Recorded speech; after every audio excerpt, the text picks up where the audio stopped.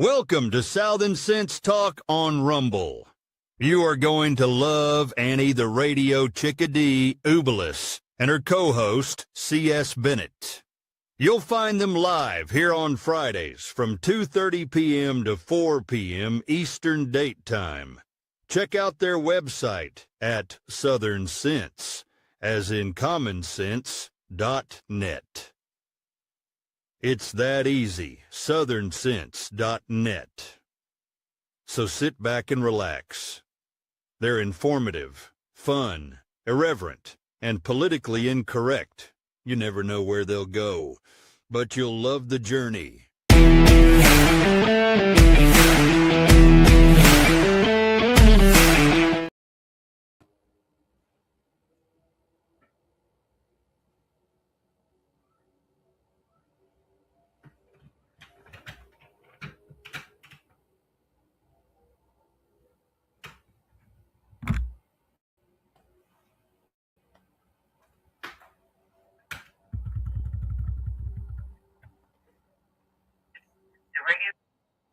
We got sound, right? Yeah, I can hear you now.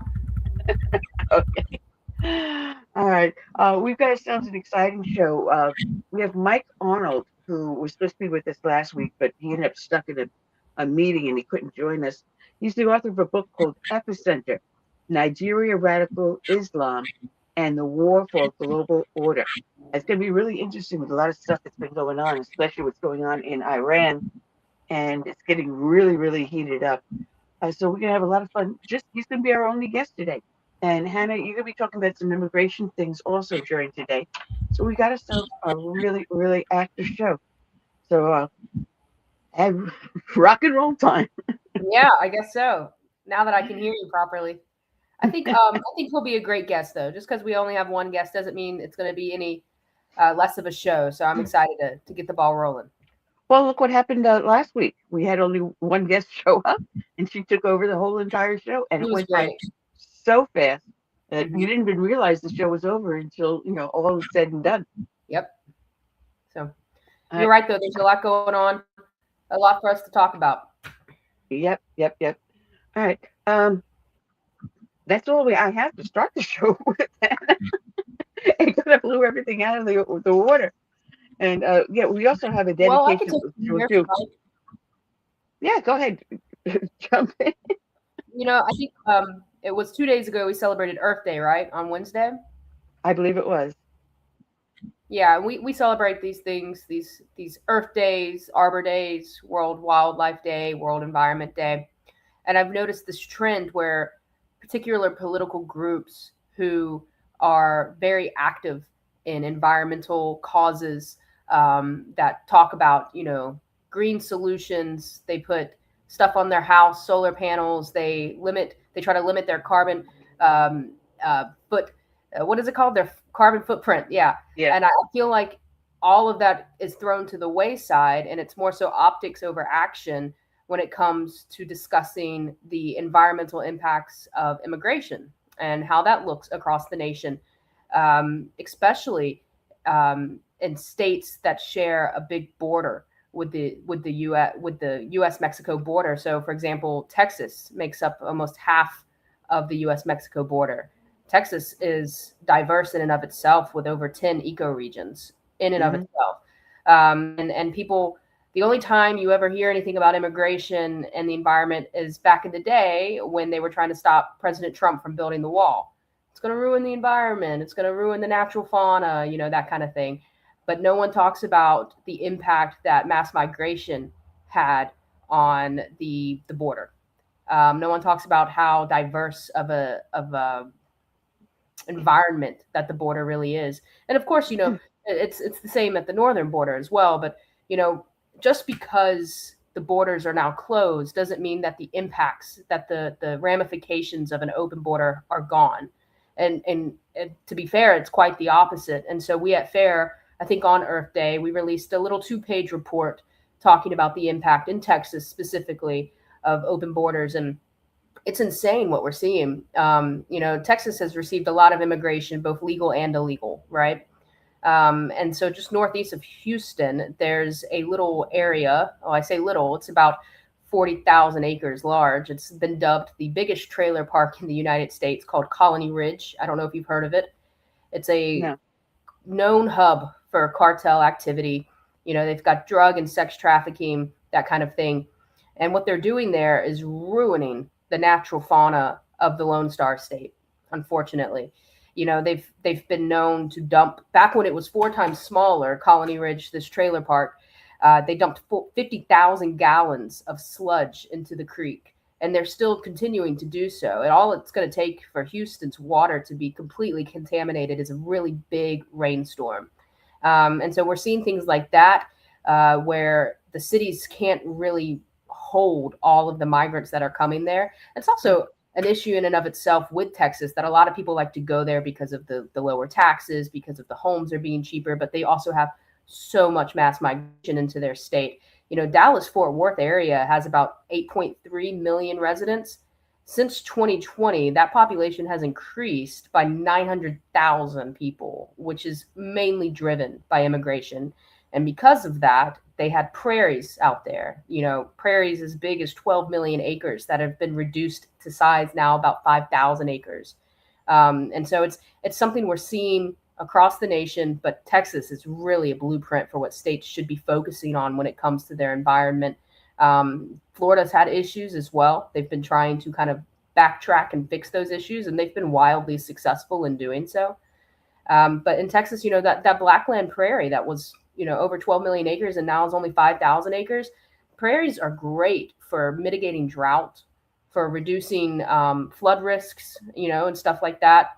And once they're gone, they're gone. There's no getting it back after urban sprawl. And so I think it's something that people who are so into the environment, people who are, they drive their Priuses and they ride their bicycles to work, they need to also focus on this, because like I said earlier, it's optics over action. Everybody goes hush hush. Those same environmental groups, when we talk about the impact of migration, whether it be legal or illegal, are quiet. And I think that says enough in and of itself.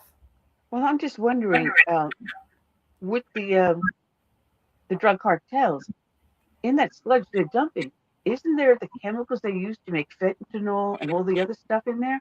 That's so how toxic is that going to make the water?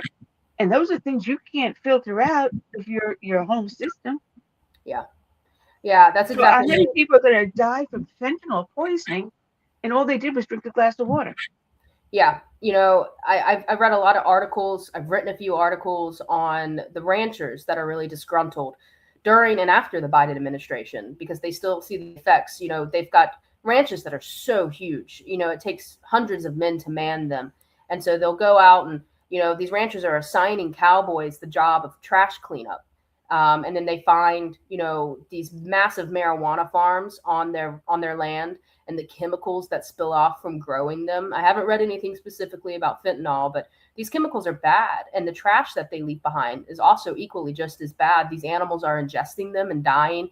It's impacting the ranchers, not only their land, but their paychecks. It's impacting their pockets, And so it's just interesting, like I said earlier, to see that no one wants to talk about it. And it gets tied into immigration because it's a direct impact of it. I think estimates suggest that every migrant that illegally crosses the border leaves 6 to 8 pounds of trash. And it's not just newspaper or toilet paper. It's cars, it's paraphernalia, it's chemicals, it's nasty stuff.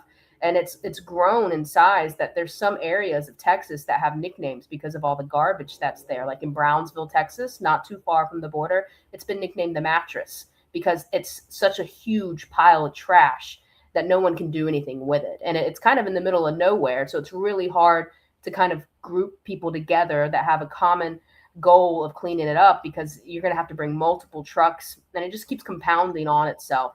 And so, yeah, the ecoregions are directly harmed by the production of drugs. The spill off that goes in the water, it's bad. It certainly is. You mentioned these environmentally friendly vehicles, and not one of those is, in truth, environmentally friendly. Any car, whether it's electronic, a hybrid, or a gasoline vehicle, or even a diesel vehicle, requires a lot of petrochemicals to manufacture the wiring, the upholstery, everything. Every part of that vehicle needs a petrochemical to help create it. Yeah. When And you stop and think about it, if you question yourself, name one item that you touch today that does not involve using petrochemicals. yeah. And the only item that you will ever come up with is the air outside your home, Yeah. which doesn't mean it's not polluted with petrochemicals, You're right. but that's the only thing that is not made and manufactured or produced for you in your daily life that does not contain the manufacturing of petrochemicals. And I'm not anti-car by any means. If you want to drive a Prius, if you want to drive a F-350, that's your prerogative, right? But I do think that there are no cars that are good for the environment. I mean, that's just fact. I mean, Mm-hmm. it's not like they're emitting less than they put out, you know? I mean, or creating more energy than they're. I'm not using the right terminology, but it's just they're not going to be as good for the environment as a bike or putting on your rollerblades, right? But it's also not Or a something. horse.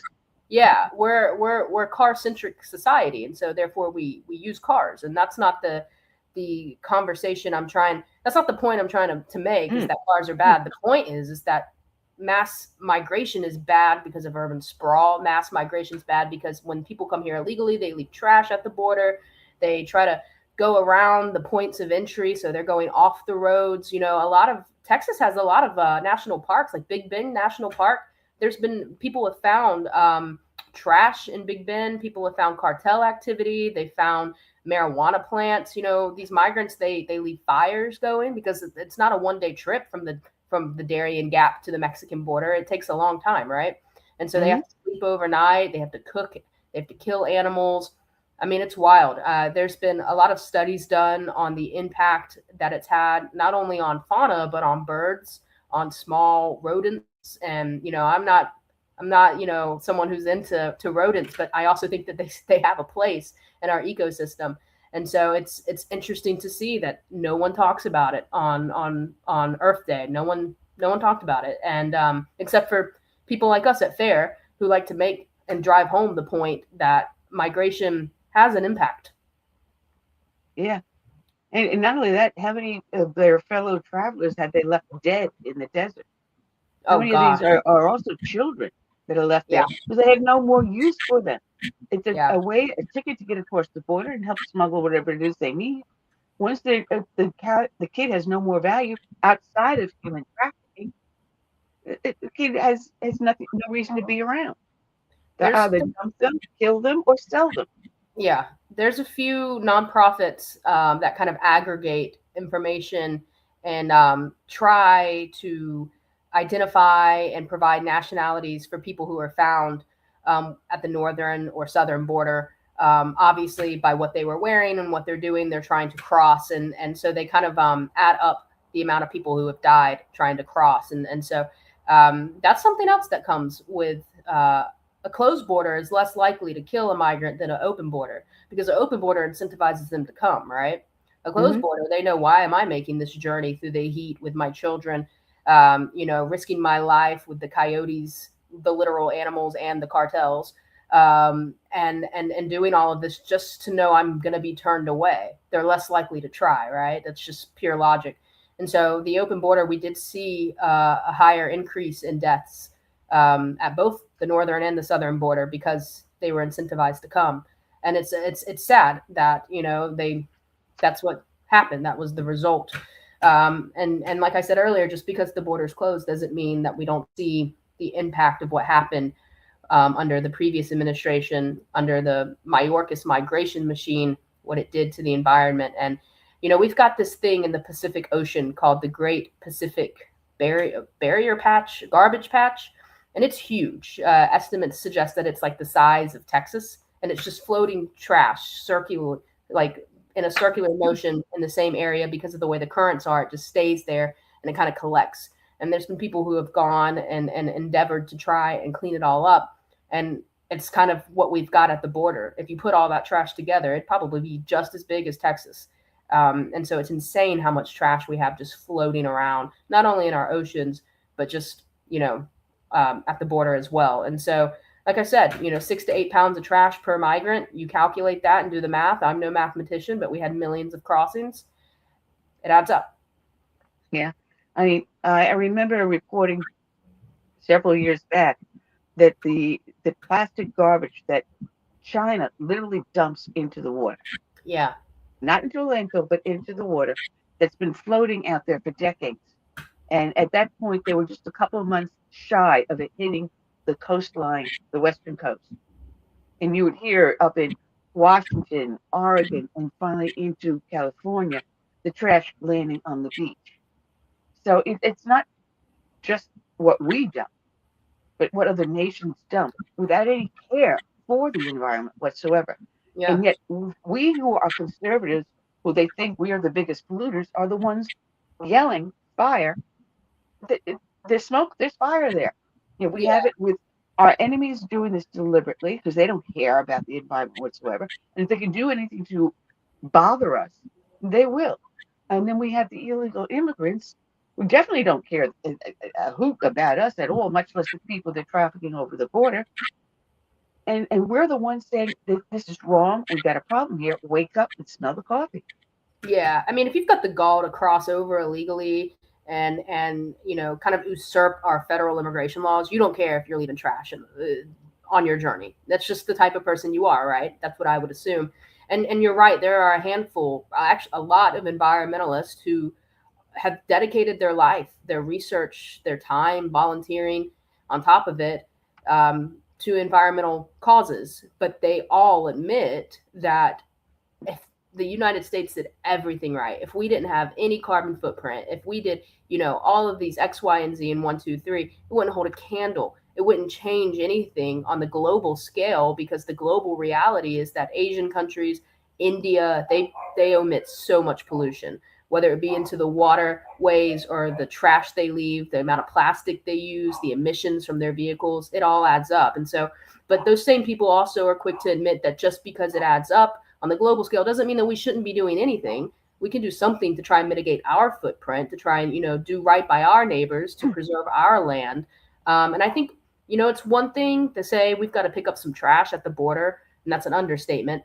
But the urban sprawl is what gets me, because once those prairies are gone, they're gone. Once those animals are endangered and then put on the list and they're extinct, they're gone. There's no finding them, and we see it. Like I said, in Texas, I was shocked when I read that the Texas Blackland Prairie was over 12 million acres, and now it's down to like 5,000.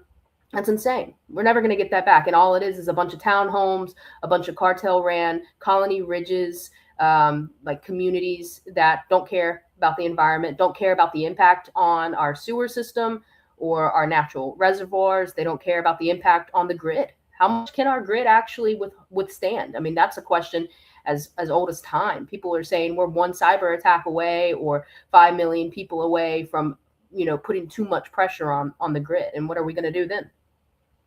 This is not just what's going on in Texas. This is going on throughout the entire nation. Yeah. And even in my small town, I'm actually in the county, but not in the town. But the growth has become so rampant. And with that growth comes increase in crime. Mm-hmm. And then again, it's taxing the grid. It's taxing the infrastructure. I mean, what used to take you 5 minutes to drive to the store is now taking you 15, 20 minutes. Yeah. And what's their answer to it? Oh, we'll put up some more traffic lights. We'll put up some traffic circles to slow down the traffic. Yeah. We don't want you to slow the traffic down. We want you to disperse it so we can go back to only 5 minutes to get to the store and not 15, 20 minutes. Not let my ice cream melt in the back of my car on the way home. Right. No, yeah, that's exactly right. We're seeing this across the United States. It's not specific to Texas. It's not specific to Florida. I mentioned Florida a few times because they also had a big urban sprawl issue because a lot of migrants were going to Florida for a while. But like I said earlier, they've kind of backtracked because Florida has stopped incentivizing migration into their state. They won't honor an ID given to an illegal alien from another state. So they make it hard to be there illegally, right? And Texas they're certainly not making it easy. It's just it's a proximity thing.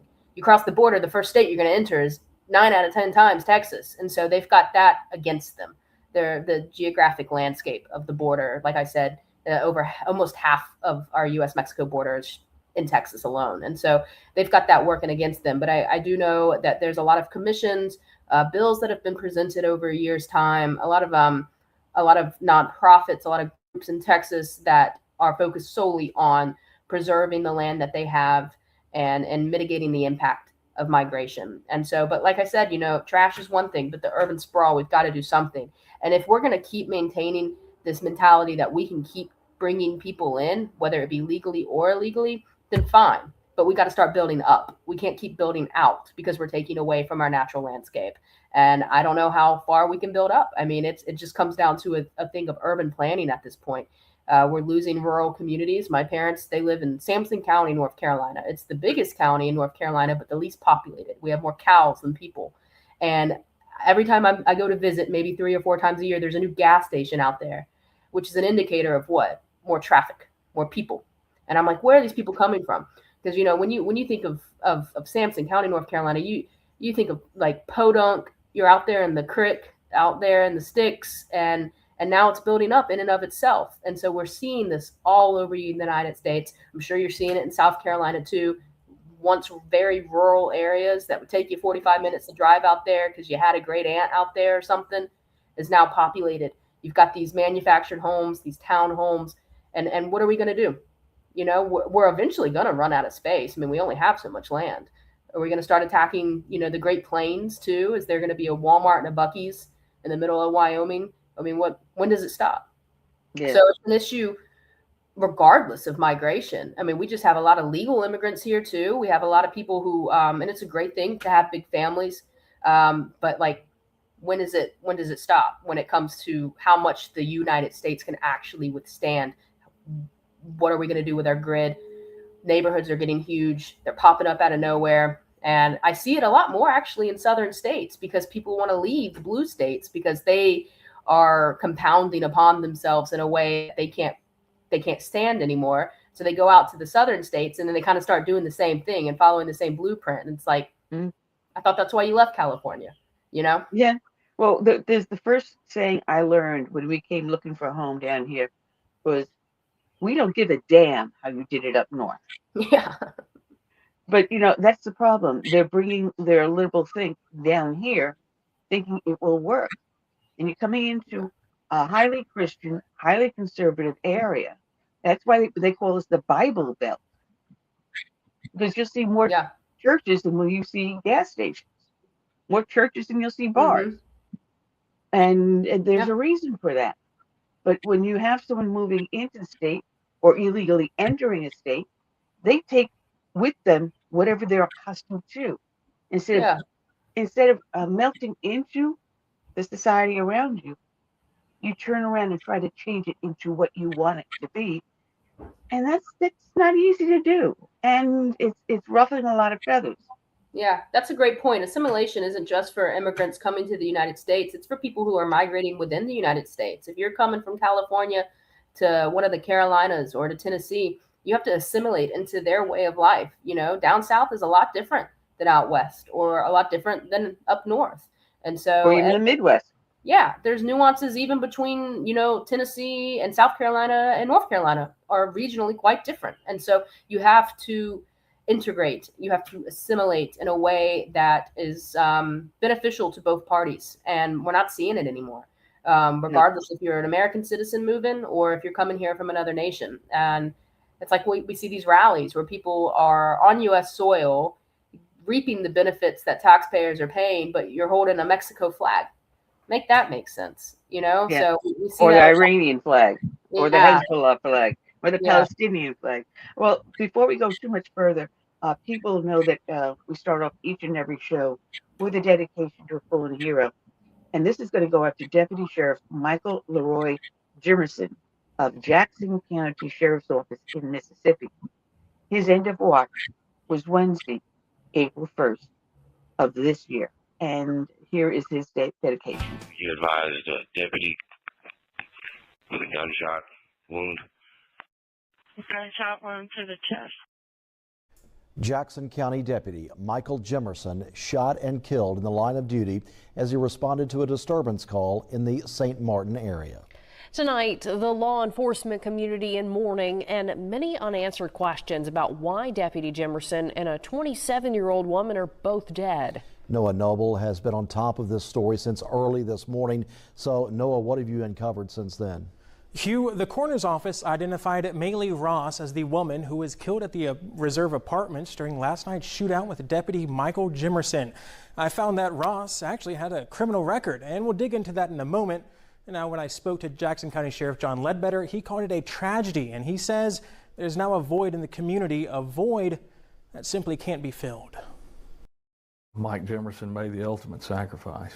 It's a loss for us all. It was just after 11 o'clock Wednesday night when Sheriff John Ledbetter woke up to his phone ringing. I got the call that no one ever wants to hear, that we have a deputy that has been shot and killed in the line of duty. And it took the breath out of our entire department. The sheriff couldn't speak highly enough about this fallen deputy. You see, Jimerson was not a full-time deputy, not even a career law enforcer. He already had a 9-to-5 job, but he didn't go home to his family after clocking out. Instead, he put on a badge. That says a lot when you could choose to spend your time at home with your family. But he had a passion for this career, for this calling so much that he took it upon himself to come out and work and serve his community. How are your deputies doing? It's affecting them terribly. It's a loss. It's a void that can't be filled. This is Mally Elizabeth Ross. State investigators say the 27-year-old was armed with a handgun when she ran from Deputy Jimerson. Why this encounter ended with gunfire isn't clear yet. But records show this was not Ross's first experience with the law. In 2023, she pled guilty to felony fleeing and was given 2 years non-adjudicated probation. This court document shows Ross was discharged from supervision in June 2024, and the felony was wiped from her record. The dispatch call that sent Deputy Jimerson to the apartment complex was for a woman walking around with very loud music. What happened next is among the questions the Mississippi Bureau of Investigation will work to answer. And MBI said that the deputy was wearing a body cam that night. Deputy Jimerson was 61 years old. He is survived by his wife and a son and daughter and 3 grandchildren. His son, who was a police officer at a Coast department, and even worked with his dad at the sheriff's office. Honoring a fallen hero. Hundreds gathered today for the funeral of Jackson County, Mississippi Sheriff's Deputy Michael Jimerson. He was shot and killed in the line of duty on April 1st. WKRG News 5's Clancy Callahan was at the funeral where those close to him paid tribute to his lasting mark on coastal Mississippi. Moments of silence. Then, words of remembrance. He served wholeheartedly. He served with honor and dignity, loyalty and dependability, integrity and compassion. Sheriff John Ledbetter spoke about Deputy Mike Jimerson's service and the legacy he leaves behind. Men and women of the Jackson County Sheriff's Office loved Deputy Mike Jimerson, and he loved each and every one of us. And he loved his community, which he bravely and courageously served. He is a true hero. There are people who come to your life and leave an impression, and there are people like Mike who leave a mark on your soul. He was the kind of man you could rely on without question, the kind of man who showed up no matter the time, no matter the situation. Curtis Spears served alongside Jimerson and was one of his best friends. To my best friend, I miss you in the quiet moments, I miss you in the chaos. I miss the calls, the laughs, the conversations only we could understand. But I promise you this, I'll carry you with me every step forward. A legacy is not defined by the moment we are taken from this world, but by the moments we choose to step forward and say, sing.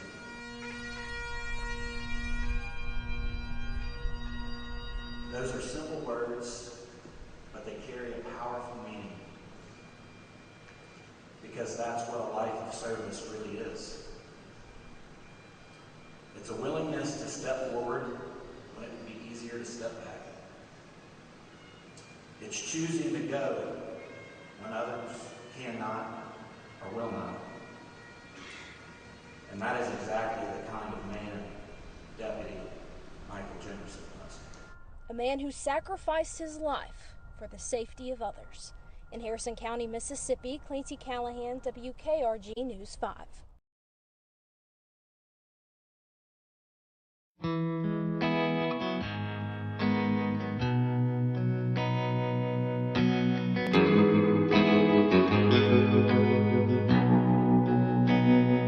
Let it be said, when we finish this race, we kept them free, we led with grace. Let it be seen, from sea to shining sea, beautiful America, living our legacy. Oh,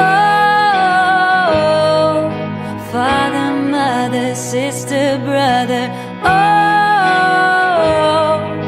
we gotta learn to love each other. Oh, for the soul of the nation, for the next generation. Let us be known as people of honor, humble and bold, faithful through fire. Let us hold firm to our convictions with wide open hearts, eager to listen. Oh, father, mother, sister, brother, oh, we gotta learn to love each other. Oh, for the soul of the nation, for the next generation.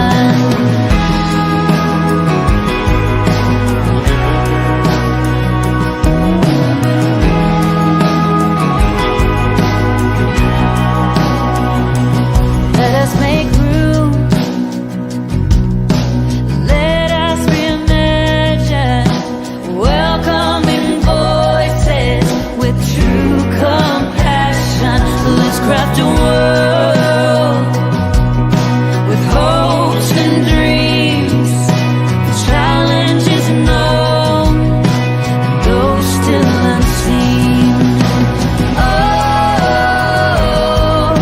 father, mother, sister, brother, oh, we gotta learn to love each other. Oh, for the soul of the nation, for the next generation.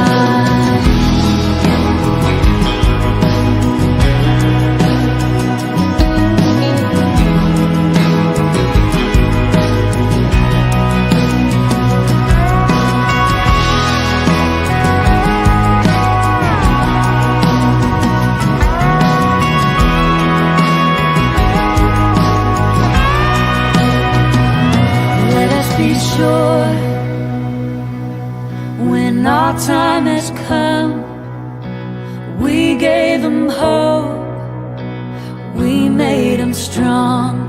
Let it be said, when we finish this race, we kept them free, yeah, we led with grace. Oh, father, mother, sister, brother, oh, we gotta learn to love each other. Oh, for the soul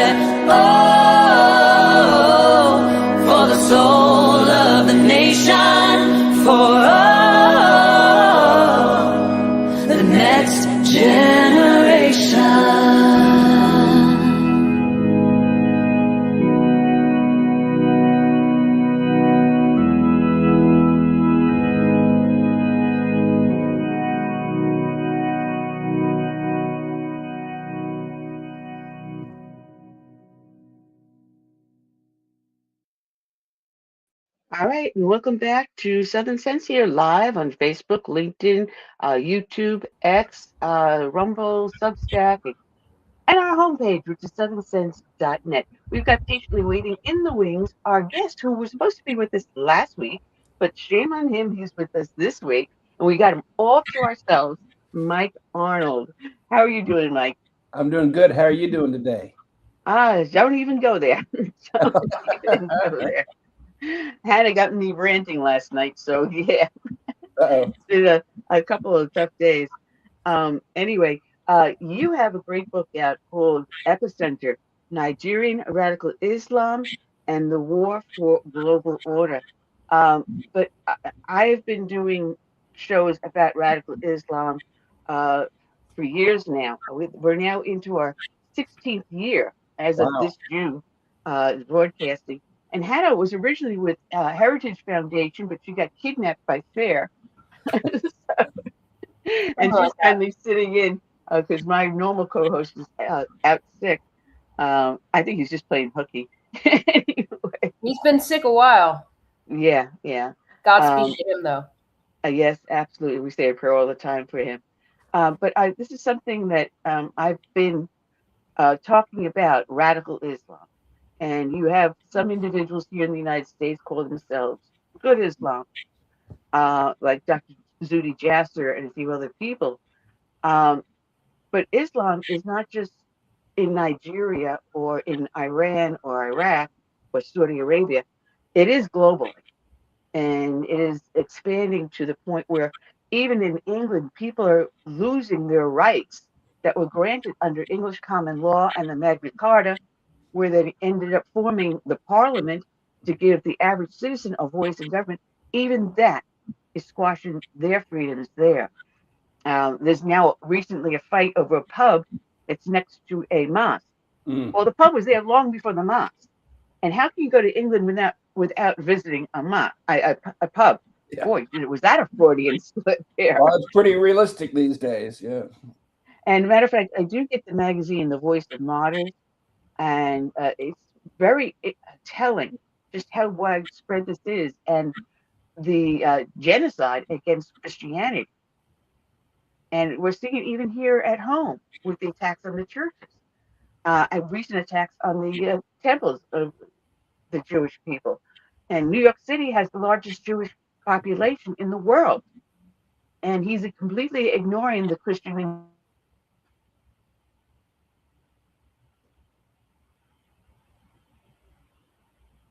Are you still there? I think we lost her. Well, you want me to jump in? Yeah, I think you should. Although when you do, she'll probably keep talking and then it'll run over one another. But yeah, I think you know where she was going with it. I mean, what's your take on it? Yeah, well, so I'm going to distinguish between Muslims and Islam. And let me tell you, I've been to Nigeria 16 times, starting when it was a peaceful, prosperous nation. In fact, it was the only nation on earth where radical Islam was being pushed back at the time. And I've seen where it's gone today, from zero genocide to over 100,000 Christians slaughtered by the most animalistic, brutal, horrible thing you ever saw. And they cheer about it. I mean, and I've seen, because Nigeria, the northern part of Sharia law, the southern is very vibrant, just democratic by nature. And to see the overlords, the Islamic overlords, straddle that, you see how they act in a democracy. But then you also see the same people, how they act in Sharia. And it really is revealing when you see it that way. So I distinguish between Muslims and Islam. There are very good people, honorable people I call friends who are Muslims. But Islam, there is no radical Islam. There's simply Islam. If you, I'm back. Yes, I was filling in the blanks. He was comparing the difference between Islam and radical Islam. Yeah, I was saying there really isn't a radical Islam. There are good Muslims, but Islam, if you get to it, what is written, the actual documentation, the actual example, and the teachings at the very core, it is a genocidal, brutal conquest. That's what Islam is by its very essence, by its very definition. It is expanding on the life and work that was modeled by the Prophet Muhammad, who was a brutal conqueror. He would go into the community, play the minority, play the victim, get the disenfranchised groups together, rise up, always being the victim until they get control and they kill all those people. Or they suppress them so much as tax the life out of them. That is what Muhammad did. That is Islam. And it's never been stopped anywhere on the face of the earth without a war, ever.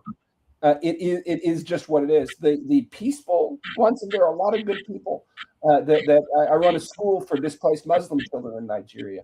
They're good people, but they are the apostate. They're the ones that are not obedient. They're the ones that are not following Muhammad. They're the ones that are not following the Quran. So it would be like a left-wing pastor. You know, a Christian doesn't really consider them a Christian. And a true Muslim, Islam-following Muslim doesn't consider the peaceful Muslim to be a Muslim at all. Oh, that is very true. Oh, sorry. No, that's very true. Because if they were to follow the Quran and Sharia law as dictated by the council, anyone like Dr. Zuhdi Jasser would be called an apostate and would be labeled an infidel and face killed, death. Yeah, killed mercilessly. Yeah, face death. And so, actually, Islam is Islam no matter what, and right. whether or not you follow it as they deem correctly or not.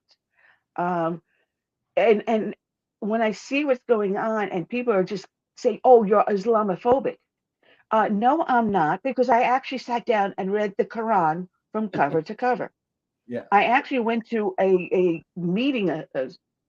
They were trying to build a mosque in my town, and I went there with my Quran in hand and confronted the imam, and he started to quote the verse,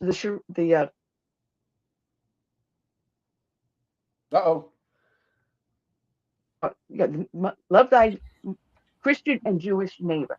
But the seminar was called Love Thy Muslim Neighbor. And it was love thy Christian and Jewish neighbor. But they didn't finish the rest of the sentence.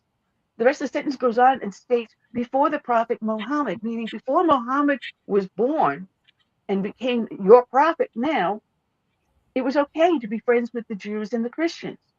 But once Muhammad was born, it's no longer okay. They are the infidels. Yeah. And they must pay the jizya, the tax, in order to remain living near the Muslims.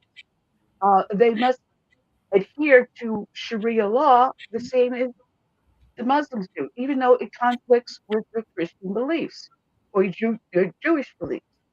And on top of which, your Muslim neighbor will tell you, "Oh, don't worry, we're not going to bother you, we're not going to harass you." Well, we already see that happening in New York City when Mandami says, "We're going to do X, Y, Z." It's called taqiyya. That's exactly part right. of the Muslim faith to lie to you. And I turned around. I do a show called Moms Across America with Dan Perkins Media on Wednesdays, and we were talking about this very subject.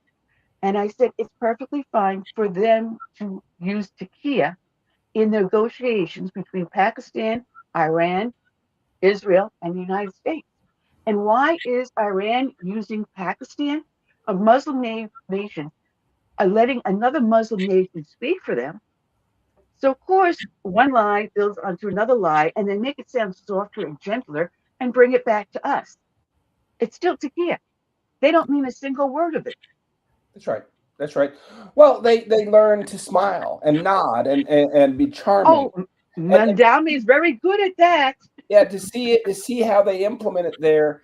They radical. They're grown up radical. They're grown up obedient to Islam in northern Nigeria, and oftentimes these people that rise to prominence in at the capital, where they try to act democratic, have an extremely radical background, and they never renounce it. They just learn to smile. They learn to be charming. They learn to lie about it. Just a couple months ago, I was stuck in a room with an imam from the north of Nigeria. He was under the previous president, the federal minister of digital information, extremely powerful position, because all the bank accounts, all the phones have biometrics. He's in charge of all that, federal minister. when he was younger, he was an imam on a campus. He is recorded publicly as saying, of course, we all celebrate whenever unbelievers are being killed. And the word is that there was somebody that denigrated Muhammad or stepped on someone's prayer rug, and he put out a fatwa, and this guy was stoned to death at this guy's command. I was stuck in a room with him. But they go through a process where they get, how can I say this? They get polished. They learn how to take the jihad, take that into the area where they're not in control yet. And it's taqiyya. They nod, they smile, they're charming, they're ingratiating. They're always the victim, always, no matter what, they're the victim. And Islam is this religion of peace and all that. It's the same guy with the same agenda. He just learns to operate different in a different culture. And that's what you see here. It's the exact same playbook. The same people that are nodding, smiling, and being charming and friendly would cut your head off if they were in control. That's just what Islam is. It's been for 1,400 years, and it's no different today than it has been then.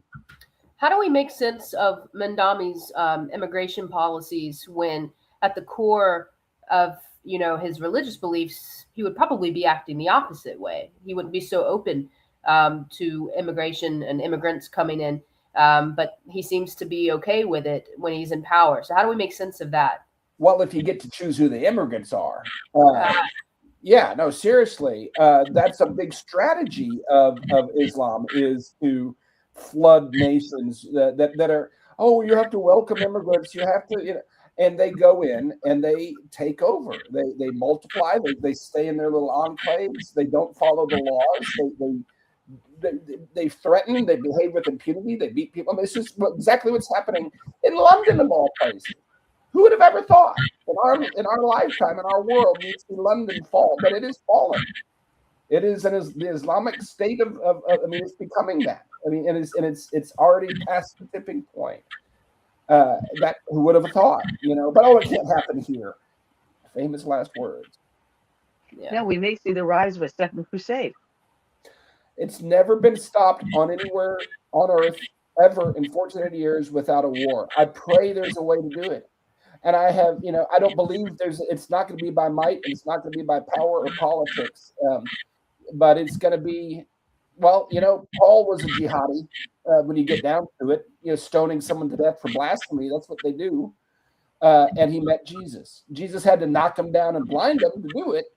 But Iran has the fastest growing Christian church on earth, the most brutal regime.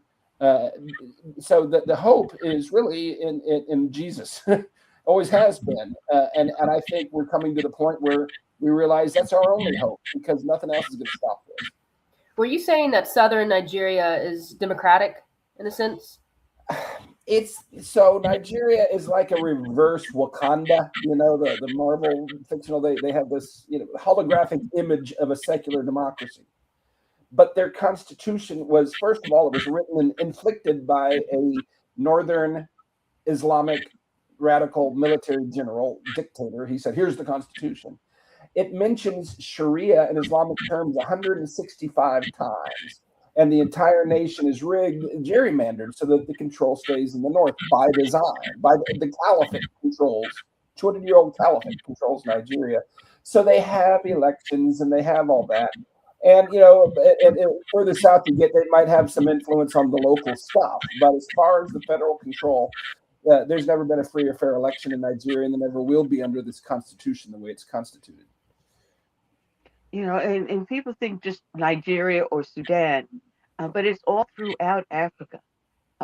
Benin, I'm trying to think of half the names, because like I said, I've got I've got a couple of years worth of the Voice of Martyrs, and you read story after story of where its influence has actually caused greater harm.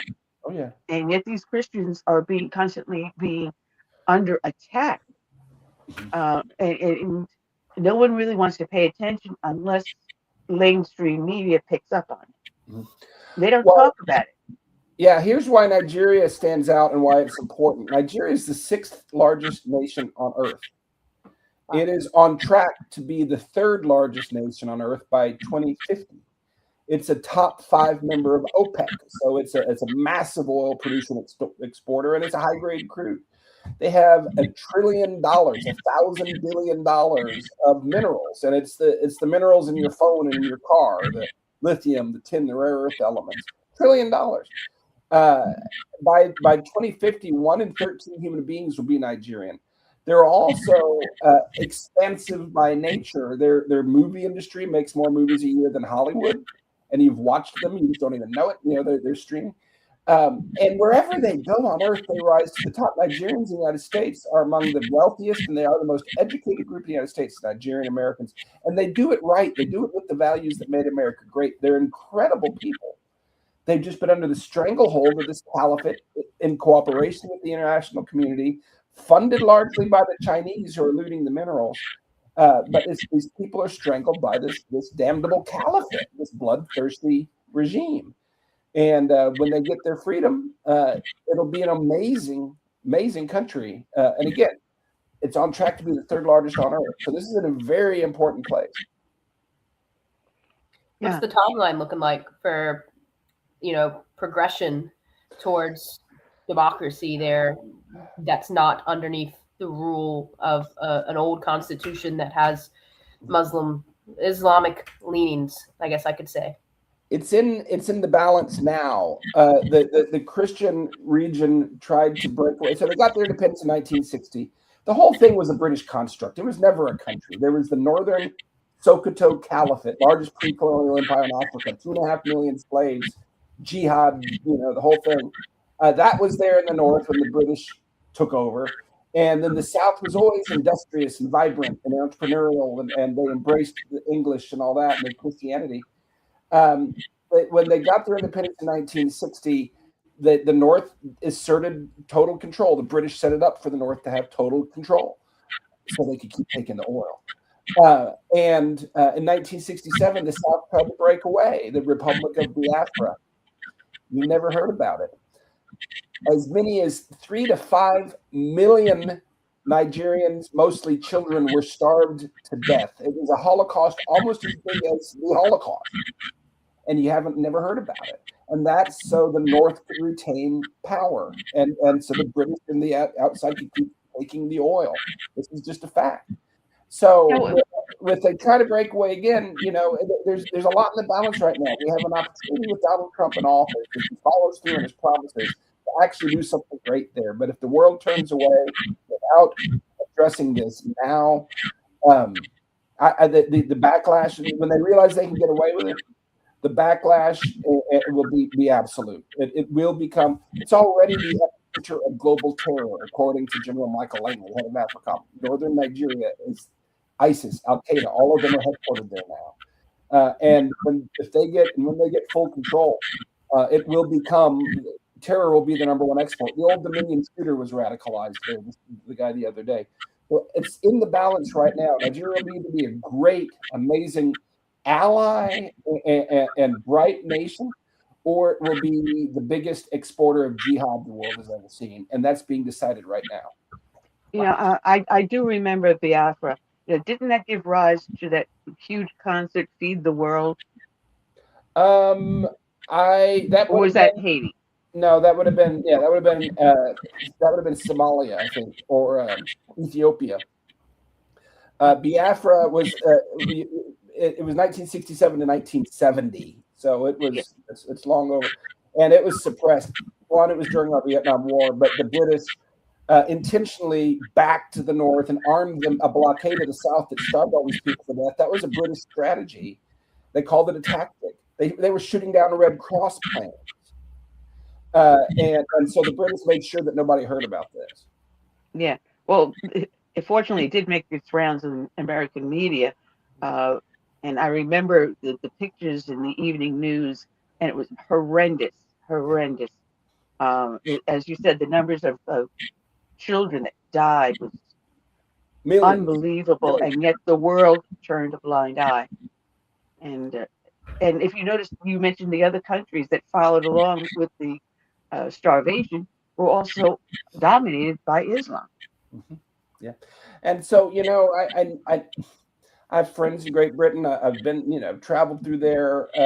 We grow up with our greatest ally. Of course, they burned our capital in 1812. But you still won't forgive them. once you've been to Nigeria and you understand the history, I hate to say it, but I don't believe there's been a greater source of the spread of evil on this earth in the last century than the British Empire. And I think what's happening there is just the chickens coming home to roost. They did all this around the world. India, Pakistan, everywhere they went, they hooked people up in incompatible people groups so they would continue to fail and continue to kill each other so they could keep extracting by design. And you're still seeing it play out in Nigeria today. That was a British design, and they're just reaping what they sowed. I hate to say it, but it's the reality. Yeah. Well, tell us about your work you're doing in Nigeria, because you've been concentrating on that for more than 6 years. Yeah, you said you were running a school? I have 4 campuses. So there's as many as 10 to 12 million displaced Nigerians. The government largely denies they exist. UN denies they exist. Millions of them struggle to survive with cut off from their homelands, everything taken away. I mean, it's horrible. Boko Haram, the main terror group, their name literally means Western education is forbidden. They know those children are the battleground. They recruit from the displaced. 50 to 60% chance of radicalization. So we're talking without intervention with as many displaced, 10 to 12 million. We're talking 5 to 6 million more jihadis in the next few years without intervention. And these kids are the battleground. And so we have built schools as many as we're able, and we want to keep going. We teach today 600 full-time students. They show up almost invariably wanting to get guns and go back and get revenge. With an education, they want to go back and rebuild. So we're making a difference, and the world can still intervene, and we can stop this by intervening with this generation of children that are displaced. Are these schools, are they Christian based, or are you just trying to educate the kids? No, they're absolutely Christian based. But that said, we have a school at one displaced camp where most of the residents are Muslims, so we have to be more discreet. But yeah, absolutely, 100%. We're a Christian organization. Wow. Now, one of the things that I know that you've been talking about is the abundance of rare earth minerals in some of these countries, which is why the Muslims and the British want to retain control, because that's the next best thing to chicken soup, I say. But this is a really touchy point with me, because I can't stand the EVs, the electric vehicles. I'm sorry, but they are the biggest polluter alone just in the manufacturing of it. How many tons of strip mining and forests and other lands are just decimated, permanently destroyed, strip mining for rare earth minerals. And there's, I think, 6 main ones that go into each and every vehicle. Yeah. And you have to mine tons of land, strip mine tons of land just to make one battery. Well, here's it's even worse than that, because they're not just clearing the land, they're clearing the people off the land. The Chinese, it's documented in Nigeria, loot a minimum of $9 billion a year of these minerals illegally. And you can look at the jihad map, and it aligns quite nicely with the mineral map. I've been to the community of Bokos. It's in Plateau State. It was wiped out by the Christmas massacre in 2023. Hundreds and hundreds of Christians hacked to death, slaughtered, and the rest were displaced. I was there a couple months later, and there were mountains of dirt where these people used to live. They come in and strip mine after them. The Chinese pay the jihadis. They pay the military to not show up in time. They pay the corrupt politicians to look the other way. And it's the Chinese largely today that are doing that. Every time you turn on your phone or your electric vehicle, there's little particles of Nigerian blood in there. Yeah, and that's not the only place they're doing it, which also explains why China wanted to see us out of Pakistan so badly, because Pakistan is full of these rare earth minerals, and there's a small area where you can cross from China into Pakistan. So it gave them complete access, which then leads them into Iran, Iraq, and all the rest of the Muslim nations in the Middle East. So now you have the Middle East being controlled by communist China, But if you look at communist China, the people bowed to the state and the government is their altar. And Islam, people bow to the state of Islam, and Islam is their religion. So they pair well, communism and Islam. They pair well. And globalism. Yeah, you got the communist, globalist, Islamists that are the unholy trinity that are making all this happen. Obama is the one that handed Nigeria off to the radicals on purpose. There would not be a genocide. There would not be mass displacement if it weren't 100% for Barack Obama. If he hadn't done what he did, it wouldn't be happening. And he did it on purpose. He thought they could put the genie back in the bottle, I guess, but he let the genie out of the bottle on purpose to get his man in office. 2 questions. What can we do domestically, not monetarily, though, to further the cause? And then second question, I'm assuming you're a nonprofit. Is there a way to assist with that monetarily as well? Thank you. Yeah, absolutely. First of all, we're in the middle of a narrative war right now. The Nigerian government has spent over $10 million on lobbyists here in Washington, the United States, to influence our elected officials. All the way up to the White House. You have Trump's senior advisor to Africa and the Middle East, who his family company profits from no-bid contracts, billion-dollar contracts, $13 billion contract, issued by the president of Nigeria. And you don't think he's going to give good advice. He parrots, this is Trump's senior advisor on Africa. He parrots verbatim the talking points that the terrorist northern imams talk about, word for word. That's Trump's highest advisor in Africa. So there's a narrative war. So talk about it. Have guests on your show. Tweet about it. You know, if you read about it, repost it, comment. They pay attention to stuff like that. The narrative has to drive. The Christians of Nigeria must be protected. We must, clean this place up. This is a national security threat. It's already drawn American blood. We have to intervene. Keep saying that. Keep beating that drum. Now, my website is Mike Arnold Ministries. So it's mikearnold.org, mikearnold.org. I think it's right there. It's a nonprofit 501c3. We operate as Africa Rise International over there, a separate entity that it's our sister. We have 4 campuses right now, more than 600 students. The 4th campus is coming online that'll hold 500 more. And there's schools, there's these camps all over the place. And we have a model to do it. So with support, we can keep growing and keep reaching more kids. The goal being to shut it all down when they get to go back home, but we need to get there from here and they need help in the meantime. And it's mikearnold.org. You can click on, every little bit helps. It goes a long way over there. So even $20 a month, figure out it's about $100 a year for a kid. For a full education year round. That's very cheap when you consider otherwise that kid has a 50 to 60% chance of being radicalized. So it's a good investment. It's a way to save a life too, when you come to think about it. Because the more they have learned, the better armed they are with knowledge to help find a way out of this. I noticed behind you the flag of Texas, the great state of Texas. And Texas has been in the heart of the news for quite a while with that Muslim enclave they wanted to build, the Epic. And that fortunately has gotten shot down. They're still in a fight over it. But also recently in a high school in Texas, several Muslim women went into a high school without authorization and into the cafeteria where they weren't allowed to begin with and began preaching Islam, handing out pamphlets on the Quran, Sharia law, handing out to the women there hijabs, and they are going after the kids. And they're going to steal the youngest segment, so that as they grow older, they will be radicalized in Islam.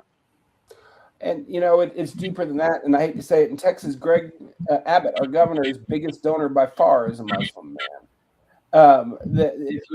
It's been, investigated that, and it's documented that the state has spent more than $4 billion helping build mosques and Muslim community centers in Texas. The state of Texas, taxpayer money. They had in the last election, they had polling locations in mosques. Now, people need to understand in Islam the way Muhammad did it, and he was the template.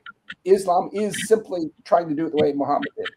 A mosque was not like a Muslim church. It was a Muslim fort. It was a forward operating base. That's what a mosque is. That's where Muhammad kept his weapons. That's where they did their strategy. That was their base that they launched out of. So when you hear mosque, don't think of a bunch of Muslims sitting down to pray. Think of them sitting around a table with the stack of AK-47s behind them, figuring out how they're going to take over, because that's what they're doing. Maybe not have AK-47s in all the locations, but they certainly are. A mosque is a forward operating base in Islam. That's what it is. It's not a Muslim church. So yeah, there it's all over. And Texas is in a bad way.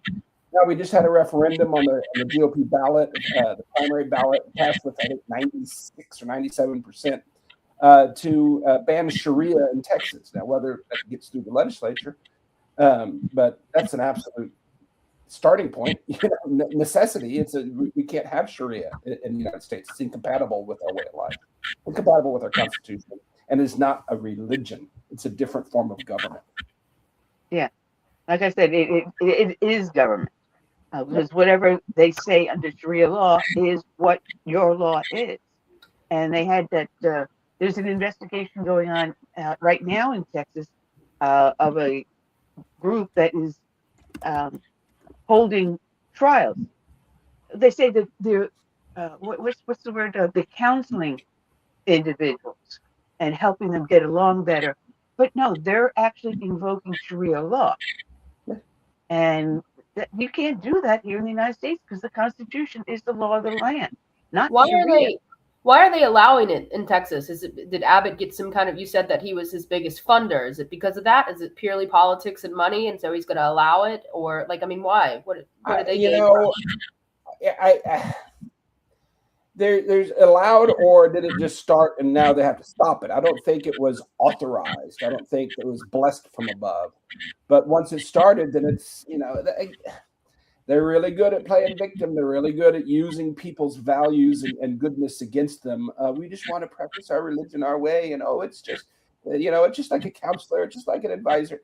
And if you don't want to come across as Islamophobic and bigoted, you really, don't want to dig too deep into that. You just got to let them have their little quaint ways of doing things.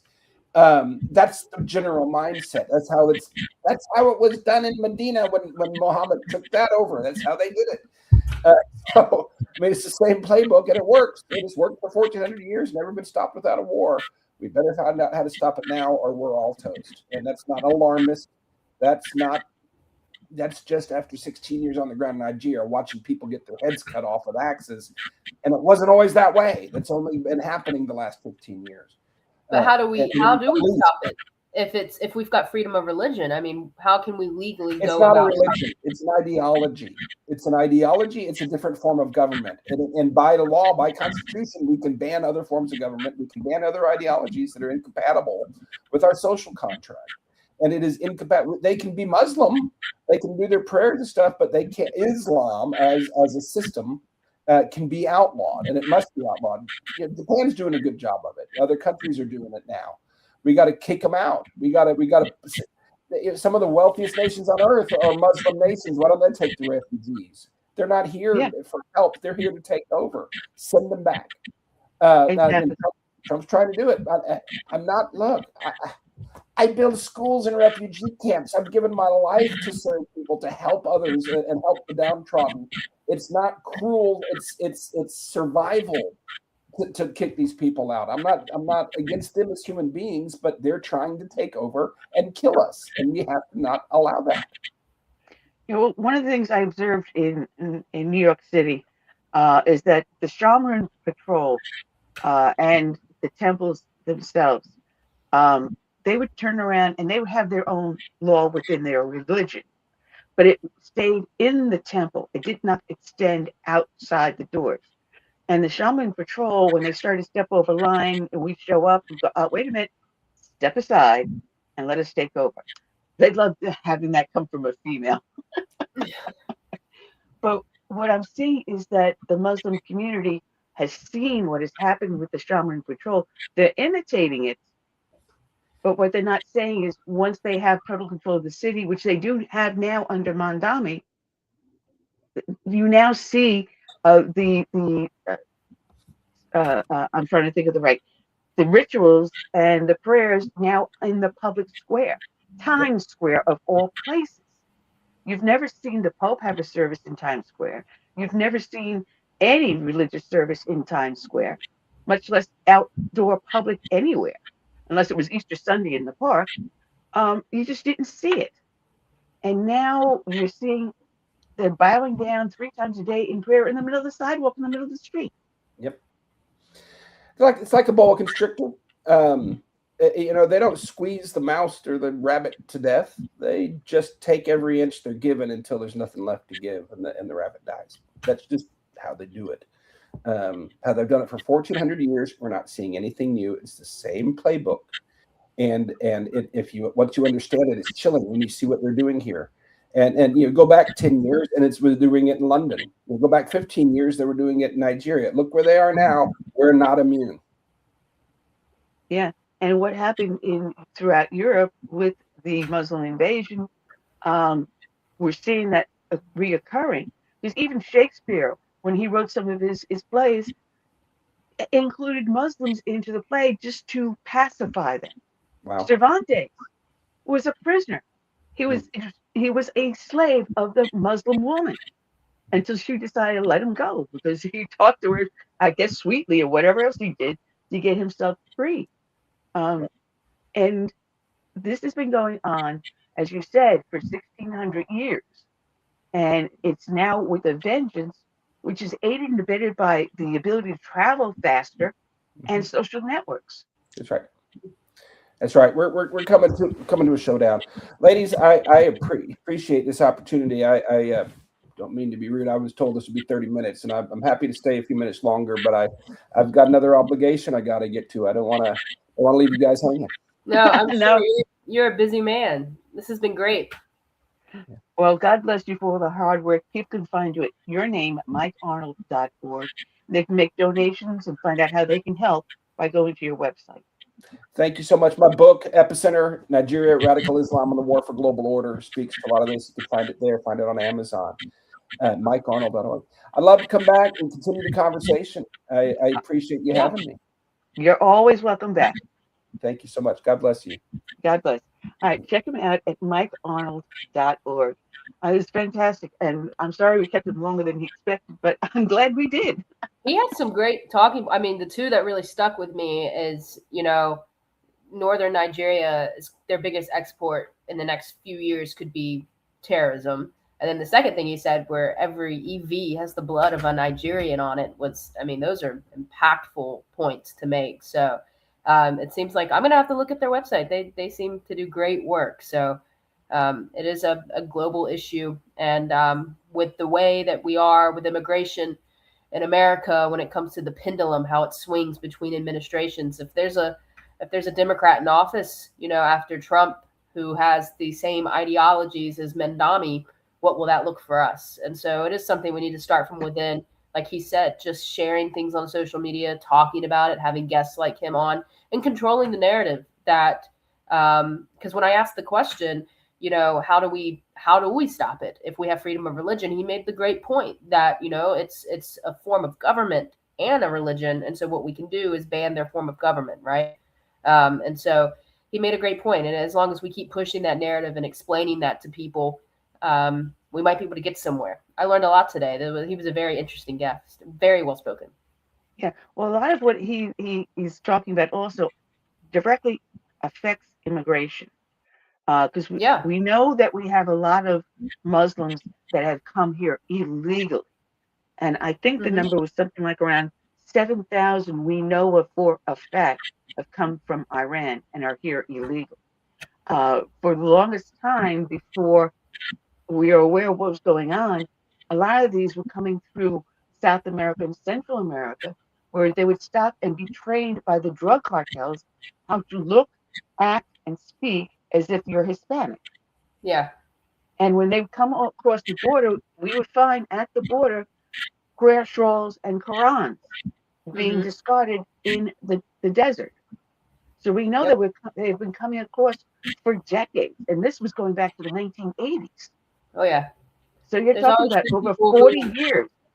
who try to conceal, get through without scrutiny. People who have multiple IDs, people who can blend in.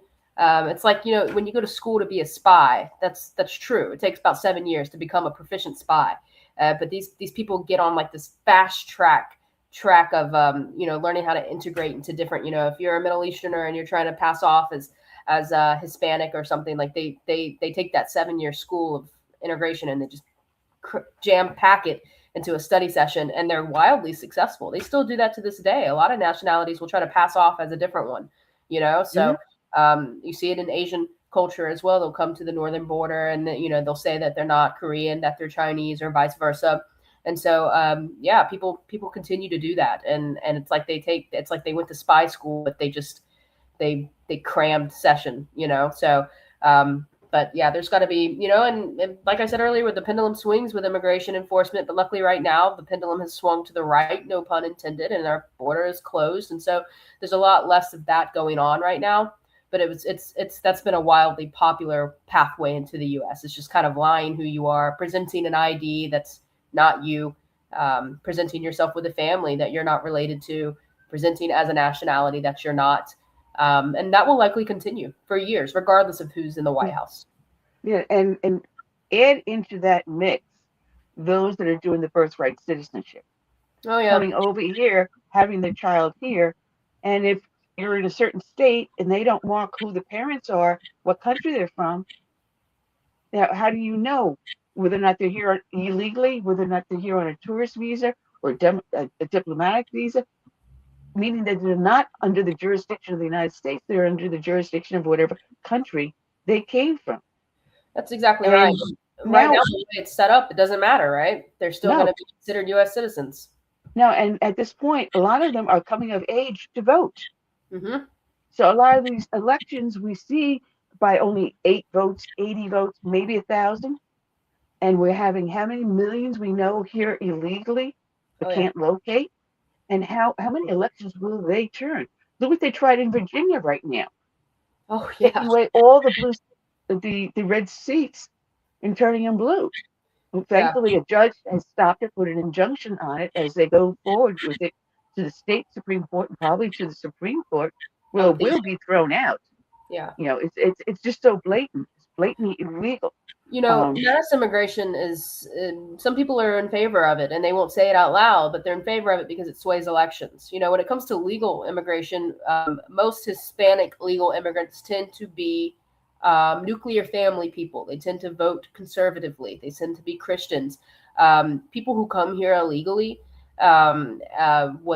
regardless of where they come from, you know, they shouldn't be voting first and foremost, right? But there's been numerous cases, hundreds of cases of where they are voting, and a lot of the time it's for leftists, it's for Democrats, and it's interesting. But they're essentially paying forward to the hand that feeds them. They came here illegally under leftist channels. The border was open, so they got to come here. And when they got here illegally, the president was like, hey, well, I'm going to give you a pathway to citizenship or whatever. I'm going to give you work authorization. And then maybe eventually they do vote, whether it be legally or illegally, depending on their status. They still got here under a leftist administration. They're still living in leftist cities, sanctuary jurisdictions, receiving handouts from leftist policies. So they're going to vote left because that's the only thing that they've seen that's benefited them.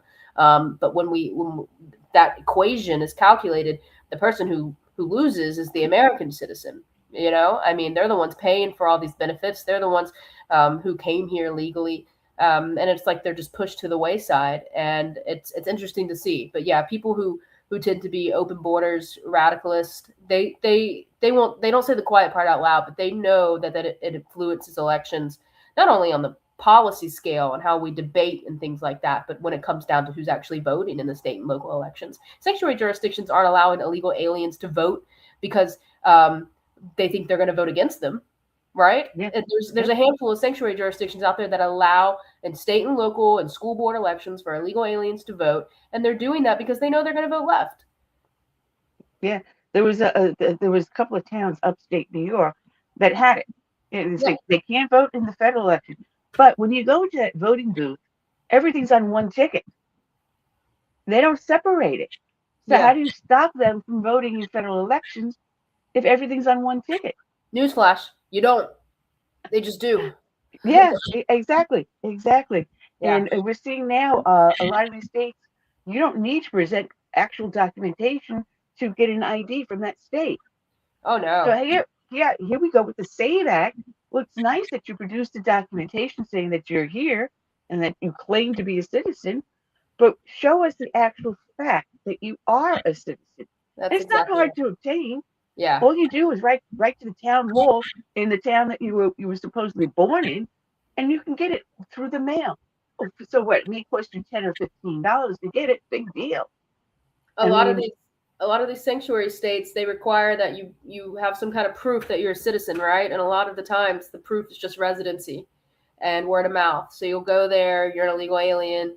They ask you to take the voter oath that you're not going to vote unless you're a citizen. They say, sure, and then they're like, okay, are you a citizen or are you not? With no safeguards, no procedural safeguards in place to actually confirm that. And so if someone says they are a citizen, whether or not they said so because they don't understand their current legal status or because they don't understand English that well or because they're lying, doesn't matter. They still get funneled into the same pot where you're a voter.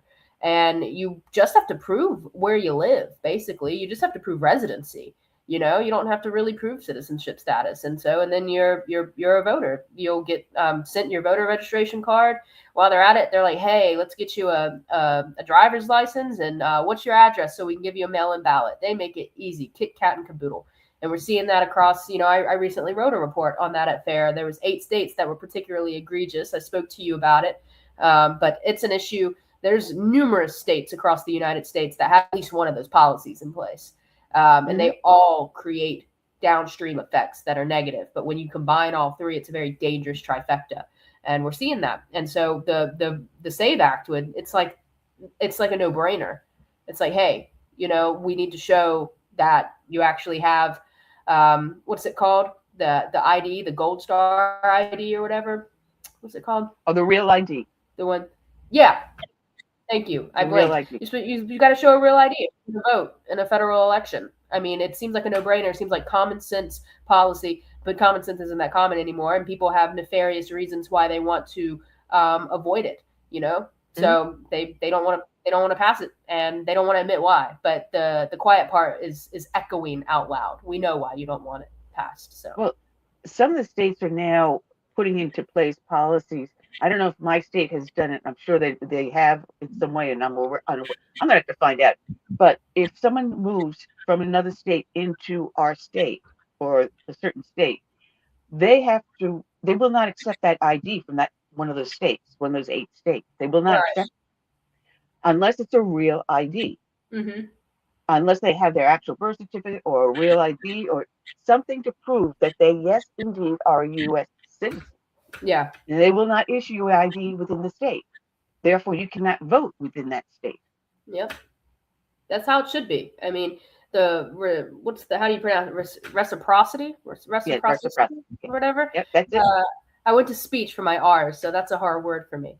But yeah, I mean, if you stop accepting IDs from another state, regardless if they've been given to a citizen or a non-citizen, and you make them, the new residents of your state have to go by the standards that your state has specifically, then that could really change elections in and of itself, state and local and federal elections. But also there has to be some federal guidelines, but I think at the end of the day, if you've got a real ID, you're cleared to go. Right. And if you're going to travel or move to a different state, then yeah, you're going to have to, I have a real ID from North Carolina. I've got to switch it to a Tennessee one in a couple of days, and different states have different thresholds. Like I've been here for a few months. Right. And my insurance called and was like, hey, if you don't show proof of a Tennessee ID real quick, we're going to uninsure you. And I'm like, the DMV's backed up. I mean, here's my appointment date, and that sufficed for now, right? But certain states like North Carolina, they wouldn't, or Maryland, they wouldn't have cared for so long. So different states have different policies, but it seems like Tennessee's quite strict. But and I got my butt in gear with it. But if all states were pretty strict and if their guidelines were pretty similar to the federal guidelines, our elections would be significantly more secure. But we've, for every red state, we've got something that's dark blue, kind of counteracting any good we can do. But it's common sense. And we might see that, people are arguing over the DHS funding. We've got the Senate who recently passed, they advanced the budget resolution. The House is supposed to vote early next week. People are saying the House is going to vote it down because they want to wait for the reconciliation package. And the reconciliation package is something where they can get messy and they can throw in other topics. They can throw in the SAVE Act. They can force people to pass a big reconciliation package that no longer has really anything to do with DHA's funding because it's got so many extra components to it. And that might be a way that the SAVE Act comes up again, because right now it's kind of a moot point. They don't think it's going to pass. And a couple months ago, President Trump had said, hey, if the SAVE Act doesn't pass, I'm not passing anything else that comes across my desk. And that didn't go quite too far, because let's be realistic. There's war in the Middle East and there's things that are happening domestically that we've got to work on. But it'll be interesting to see if the SAVE Act comes up with the passage of reconciliation. But it's kind of a catch-22, because if Republicans want to throw in things like the SAVE Act, who's to stop Democrats from throwing in what they want to get passed as well? So concessions are going to have to be made on both ends. And it's nasty negotiations that are happening in the nation's capital right now. Yeah, it is. It is. Well, folks, we're at the end of our show here. And even though we started off a little on the wonky side, my fault, we've had a fantastic show. And Hannah, you're always fond of information and learning stuff from you all the time, even at my age. Oh, I learned a lot today too. Today was very interesting, and we got off on a wonky start, and then you dipped from the show for a minute because of computer issues, but we made it through. So yeah, it's the first time my computer's actually froze up. Froze up. I was like, what if she doesn't come back? Do I just keep going? I'll just keep going. Yeah. Oh man. But we'll be back next week, same bat time, same bat station. So until then, we say good night and God.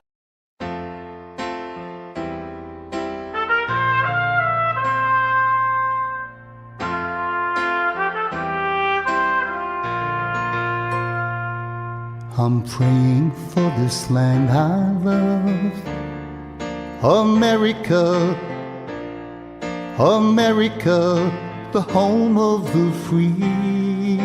But there are people making plans to change America. They've no respect for her or what matters most to me. That's why I stand for the flag and I kneel at the cross. Long for the friends I have loved and lost. And I still believe in God we trust, and the freedom our forefathers granted us. I hope it's not too late to save America.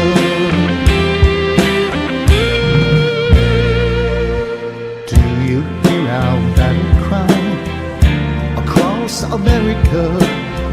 We've got to rescue her. You know it's up to me and you to see the truth behind their eyes. Don't change America. God bless America and the red, white, and blue. That's why I stand for the flag and I kneel at the cross. Long for the friends I have loved and lost. And I still believe in God we trust, and the freedom our forefathers granted us. I hope it's not too late to save America.